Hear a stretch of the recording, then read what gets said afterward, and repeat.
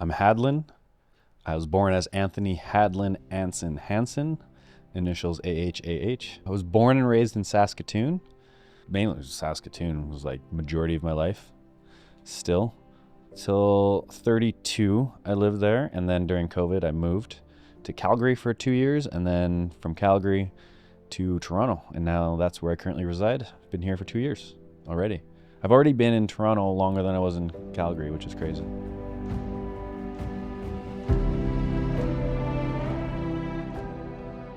Well, I did a cross-Canada road trip, like coast to coast. The first time I went to Toronto, I was like, yeah, this could be the place. And then, still checked out the other places all across the country. And then I was like, well, Vancouver's good. But then when I went back to Toronto again, I was like, no, definitely Toronto. When I was in Saskatoon, I actually already knew that was going to be the path. I had it in my mind I was going to go to Calgary, which is like a smaller step, and then to Toronto as a larger step. It took a lot of time to actually like do that. But it's funny because I had that as a thought that I would do, and now I did it. Now I'm here. I could have done it a long time ago, but I was afraid. It's not that I regret it, because obviously I love where I'm at. So I wouldn't go back and change it per se, because I want to feel grateful for where I'm at the same time.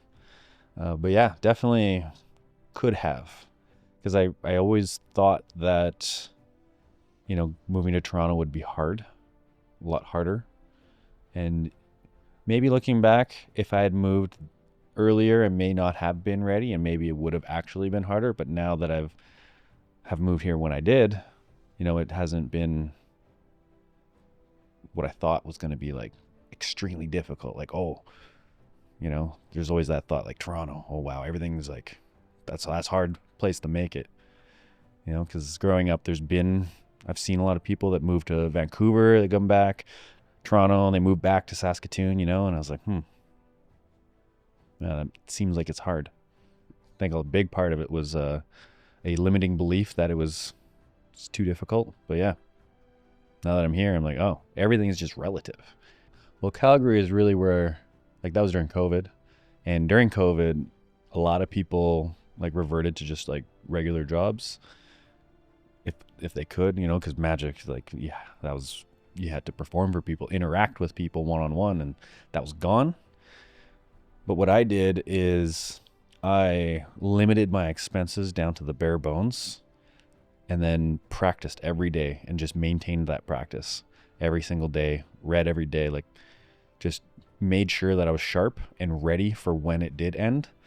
Because I was like, it's got to end sometime. So I'm just going to make sure I'm ready. And then, I took in tons of business information and a lot of knowledge. So between Calgary and here, I feel like not too much has changed.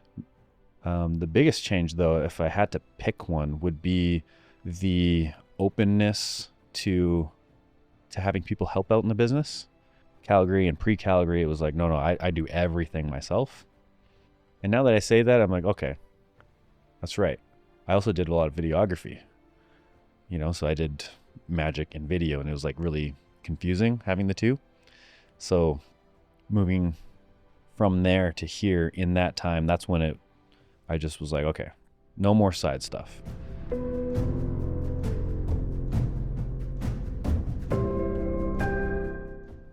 First spark, I think a lot of kids were like this too. Like, I loved magic when I was a kid. I was so interested in, watched the David Copperfield specials, watched these people do like what I know now as card manipulation on stage, and as a kid, and the masked magician that revealed stuff.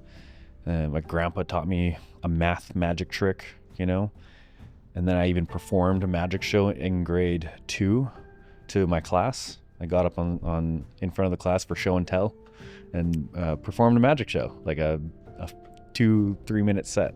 Then I stopped for a long time because like I was pretty outgoing, and then I've discovered recently that that was a time when my grandma Marty passed away, and she was like my best friend at the time. We were like, saw them every other weekend almost.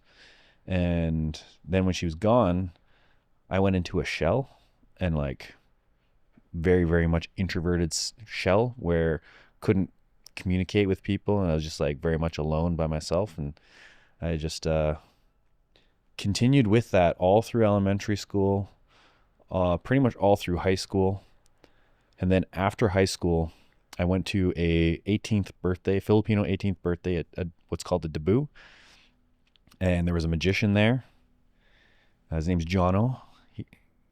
He did some card tricks. He did this trick with a coin, a signed coin, and you shove it inside of a sealed pop can. And when he did all these tricks in person, I was like, wait a minute. I thought these were camera tricks. It just really opened my mind of like, oh wow, there's actually good magic that you can do in person. So that was the reignition of the spark. So when I was 17, and yeah, then from there just scoured the internet, started practicing like 6 to 8 hours a day. There many times after high school, went into university. Many times I would skip a university class, and then I would just be practicing in front of a mirror for 8 hours instead. Here's the thing, is I actually had keys to like Bernie, my dad, his place. I had keys to Grandma and Grandpa's place. So sometimes I would even just go hang out at their place, and there's a mirror there, and I just practice there. No one was home. It was like, oh, someone's here? Okay, I'll go to the other place. Yeah, sometimes I would go to class, but it was just like when I went to these classes, because I was a straight A student in high school, and like it was easy. But then when I got to university, I finally realized it wasn't for me. And then I just luckily found magic at the same time. Like everyone else is trying to make the decision of what to do, and I'm like, I think I just found it. Because like art has always been ingrained in the family, and my mom's like one of the best singers you'll ever hear. So art's always been there. The encouragement, the support of someone following art has always been part of the family. So there's no doubt in my mind that you could make a living in magic. From traveling the province, selling books and gifts at like nursing homes and hospitals, to working at SaskTel, where I was just on the phones, answering phone calls. In that time, started getting more bookings. I went to Vegas a lot to learn. I basically went from 21 to 28 every single year, once a year to Vegas for a different seminar or workshop. Learned the business, learned hypnosis, learned more ways to just become full-time. And then ultimately it was the decision at that moment where it was like, okay, I have all these inquiries for Christmas. It's like end of September, and all these inquiries, like that's more money than I could ever make if I take all these bookings, but I can't work at SaskTel. Sounds like a good conversation. Who are you talking to over here? Oh, Jimmy Buffett. Yeah.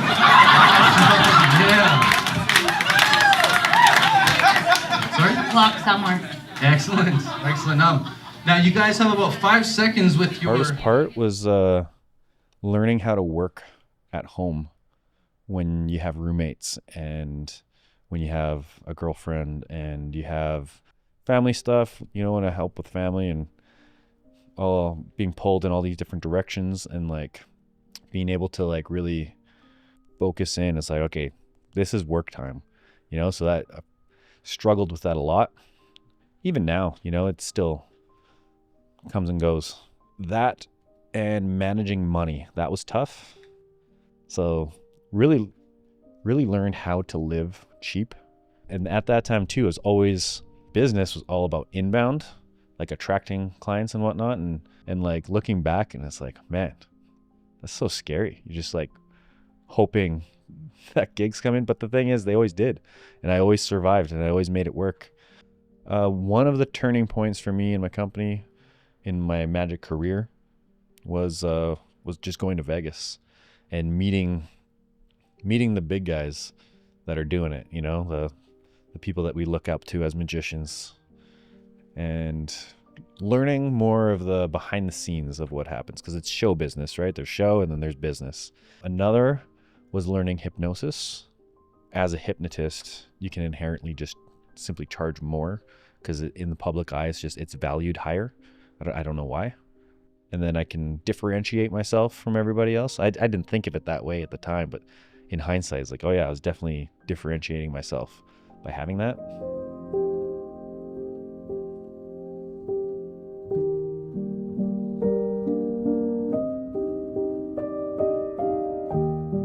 A lot of my peers, they ended up quitting during COVID.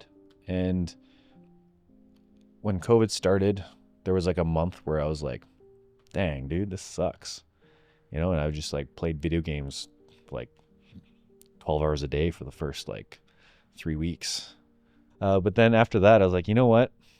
This doesn't seem to be ending. And if I can't get fit and I can't continue practicing while we have all this extra time, then I shouldn't be a magician. So yeah, then I started to just be very consistent with the gym, watching what I ate. And I went from, like, at the beginning of COVID, before COVID started, I was 260 some pounds. And so I guess 8 months later, I was down to like 210 and just feeling amazing. I was walking like 10,000 steps a day and reading every day, solving a Rubik's Cube every day, solving Sudoku every day. I was making sure my brain was sharp every single day. And that was huge. Being mentally and physically fit is important, especially when you're like performing and being in front of people. To be able to show up as the best person, as the best version of you, it's really important, and I wasn't before. Now I strive to. Future versions of me that are a lot more in tune with all of that as I continue to grow.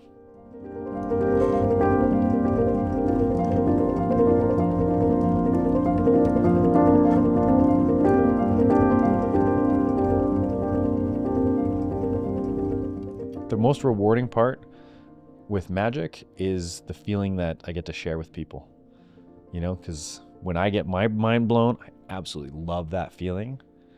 And then to be able to share that with other people and have them experience that, put smiles on their faces, and like just give them a memory now, because now they're going to tell that story with somebody else. So many times I've met somebody, they find out I'm a magician, and it's the first time they've ever met one. They're far and few between. There's not many magicians. So there's really not too many chances for people to actually see magic. So like 99% of the time I perform for somebody, that's the first time that they get to see magic.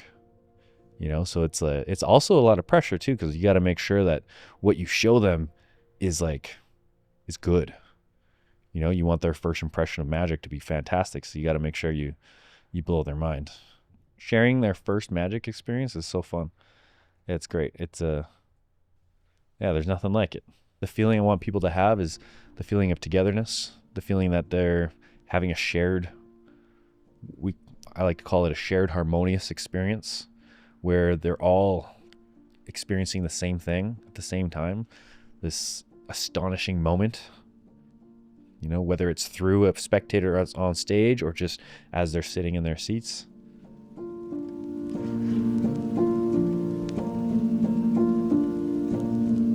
The most misunderstood thing about a magician is just the amount of actual practice that we have to put into things, that if we do our job right, you don't see it. Like any other art form, when a person puts a ton of practice into it, you can see it on a guitar. You can be like, oh, you can see their experience. If they're singing, you can hear it. If they're painting, you can see it, or sculpting, you can tell. But when magic is done properly, you don't see it. All these little things that people think there's no one anyone would put that type of time and effort into learning that. That's exactly what we do. We practice so much for someone to not see it. Keeping inspired with magic is definitely just simply performing, going out to all corners of Canada and when I'm traveling the globe in different countries and seeing that this person over in Egypt versus this person in the Philippines or this person in Nunavut, they see magic and they all react so similarly because it's almost a language in itself, especially if you perform without speaking, which, I mean, I don't always do, but my style of magic is definitely less wordy than others. And actually, that guy, I just met him. His name's David Blaine. I mean, there's so many magicians today that are inspired by him. But yeah, he's definitely the one that inspires me. And just his first, actually, not even just his first, all his specials. I watch all of them. Even if it's one of the most recent ones where there's like not much actual like magic tricks in it. It's just, it doesn't matter. Love it. You know? Yeah, he has such a passion for it, and to meet him in person was an amazing experience because I've met other magicians and it's like, oh, it seems like they're maybe phoning it in and they're not really into it anymore. But he's like, oh yeah, he's in it. He loves it. You can just feel it. And weirdly enough, the masked magician, Val Valentino, even though he's like kind of frowned upon for giving away so many secrets, did expose magic. You know, personally, I got to see a side of magic that I didn't know of, and then knowing how some of these things worked kind of helped change my mind on how I think about magic. And I think that definitely prepared me for, you know, when I became a magician.